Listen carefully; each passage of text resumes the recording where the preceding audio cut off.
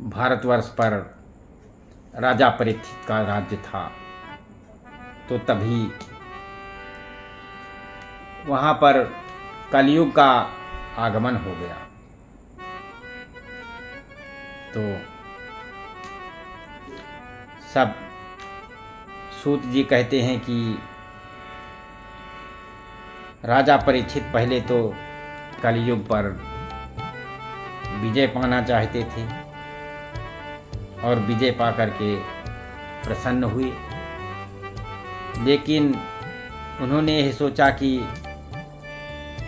अगर मैं कलयुग को मार डालता हूँ तो मुझे भागवत की कथा सुनने को नहीं मिलेगी, और इस से वंचित होने पर वो व्याकुल हो उठे।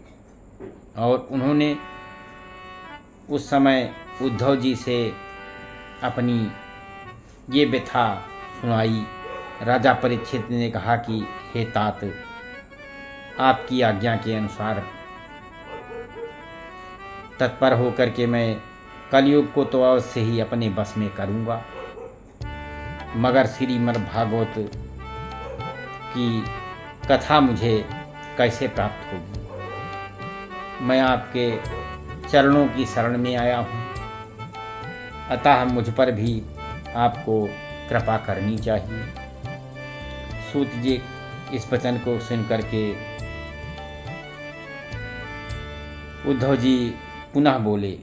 सूत जी ने कहा कि उद्धव जी इस वचन को सुन करके फिर बोले। उद्धव जी ने कहा कि हे राजन, तुम्हें तो किसी भी बात के लिए किसी प्रकार की चिंता करने की आवश्यकता नहीं है, क्योंकि भागवत शास्त्र के प्रधान अधिकारी आप ही हैं। जो संसार के लोग हैं वो बहुत प्रकार के कर्मों से बंधे रहते हैं और आज तक भागवत श्रवण की बात वो लोग नहीं जानते हैं। और हे राजन, वे तुम्हारे प्रसाद से इस भारतवर्ष के रहने वाले लोग मनुष्य भागवत की कथा उनको मिलेगी, जो कि उनको शाश्वत सुख होगा। और महर्षि भगवान सुखदेव जी साक्षात नंदनंदन श्री कृष्ण के रूप हैं, वे ही तुम्हें श्री मद् भागवत की कथा सुनाएंगे। इसमें तनिक भी संदेह की बात नहीं है। उस कथा के सुनने से तुम श्री कृष्ण भगवान के नित्य धाम को प्राप्त करोगे और उसके बाद पृथ्वी पर श्री मद् भागवत कथा का प्रचार होगा। अतः राजेंद्र परीक्षित, तुम जाओ और कलयुग को जीतकर अपने बस में करो। सूत जी कहते हैं, उद्धव जी के इस प्रकार कहने पर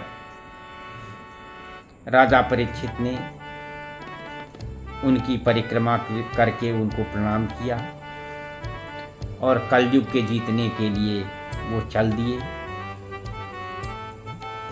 ब्रज में अपने पुत्र प्रतिबाहु को अपनी राजधानी मथुरा का उन्होंने राजा बनाया और माताओं को साथ लेकर के उस जगह पर गए जहाँ उद्धव जी प्रकट हुए थे। जाकर श्री मद् भागवत सुनने की इच्छा से वहाँ रहने लगे। उद्धव जी ने वृंदावन में गोवर्धन पर्वत के निकट 1 महीने तक श्रीमद् भागवत कथा के रस की धारा बहाई। उस रस का स्वाद लेते हुए समय प्रेमी सभी सुनने वालों की दृष्टि में सब ओर से भगवान की सच्चिदानंदमयी लीला प्रकाशित हो गई और चारों तरफ श्री कृष्णचंद्र भगवान का साक्षात्कार दिखने लगा। उस समय सभी सुनने वालों ने अपने को भगवान के स्वरूप में ही स्थित देखा और ब्रजभान ने श्री कृष्ण के दाहिने चरण कमल में अपने को स्थित देखा। श्री कृष्ण के विरह शोक से मुक्त होकर के उस स्थान पर अत्यंत सुशोभित होने लगे।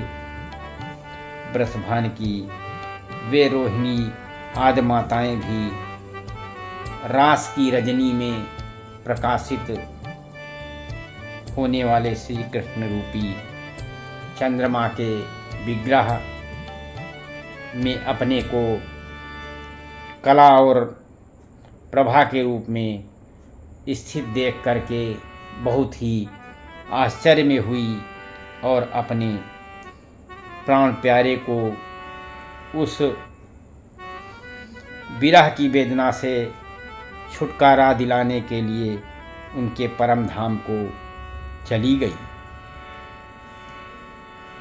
इसके अतिरिक्त वहाँ पर जो भी सुनने वाले उपस्थित थे वे भगवान के नित्य अंतरंग लीला में शामिल हो करके और स्थूल व्यावहारिक जगत में तत्काल ही अंतर्ध्यान हो गए।